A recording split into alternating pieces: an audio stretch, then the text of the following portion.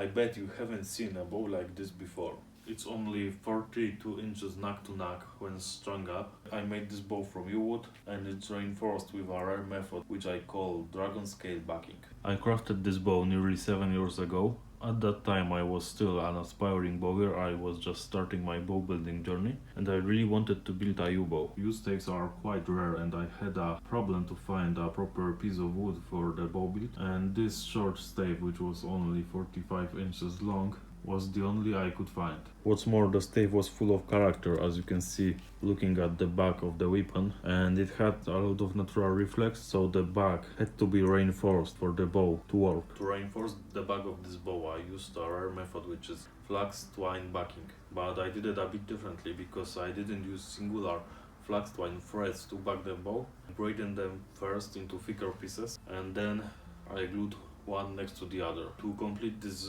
backing I used hot hide glue, and to finish the bow and protect it from the moisture I applied water-based varnish on the top of that. I didn't really care about the performance at that moment and I decided to apply the full horn nocks just like on the English longbow. So this don't make much sense on that bow because it's not that heavy for the string to rip through the wood.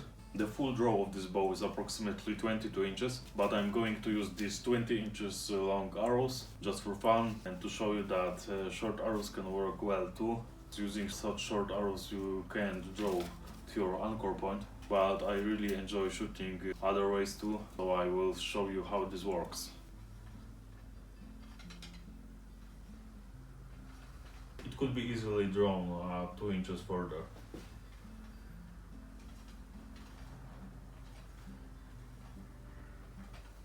I'm curious about the draw weight, so let's check it out. So the draw weight is approximately 25 to 30 pounds at the length of the arrows I have, so at 20 inches. Okay, here we go. One of my favorite methods of shooting is holding the arrows in my bow hand. This allows me to knock the arrow quicker and to shoot faster. I'll show you how I do it. Firstly, I grab the arrow, put it on the right place, and then with a single move I knock the arrow and draw the bow. 1, 2, 3. 1, 2, 3. Cool thing about the short bow is that you can shoot them at different positions. You can shoot sitting, you can shoot running, standing, kneeling, as you wish. Try new ways, try trick shots, etc. So let's see how this bow shoots.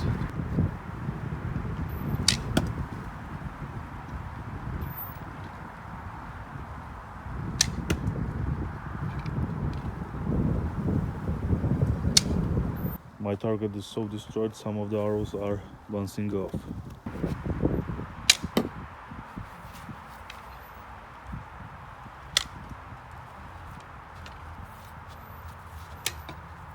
Okay, let's see how this bow does on 15 yards. You should know that it's very windy today.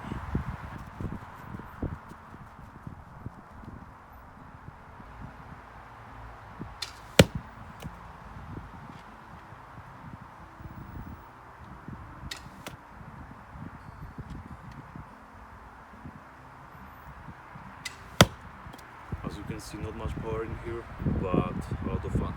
Yeah, I have to admit that these arrows are way too short, even to shoot it with such short draw length. I'm just afraid to shoot them in my hand. It's not very comfortable shooting.